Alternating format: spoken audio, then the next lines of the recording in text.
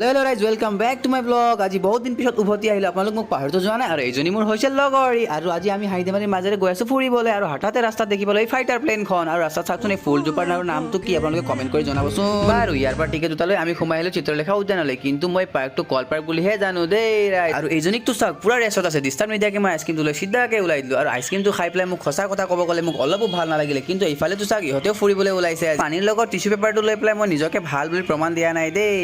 আজি পোনপ্ৰথমবাৰৰ বাবে এনেকুৱা টাইপৰ হাতী চালো বাৰু। লোকেশ্যনটো চাওকচোন কিমান ধুনীয়া ন, আৰু ইছনেতো চাৰ চান্ধি লগাই দিয়া। আকৌ গেম হাউচটো চাই পেলাই যাবলৈ মন গ'ল, কিন্তু লগৰজনীয়ে ক'লে যাব নালাগে বুলি। চ' চেড। আৰু এইজোপা চাওকচোন, এই বাঁহজোপাটো চাই পেলাই মোক বহুত হাঁহি লাগিছে, কিয়নো আপোনালোক যদি কোনোবা বাঁহ দিছে তেনেহ'লে আপুনি বাঁহজোপাটোত তেখেতৰ নাম লিখিব পাৰে। আই এম জাষ্ট জকিং না।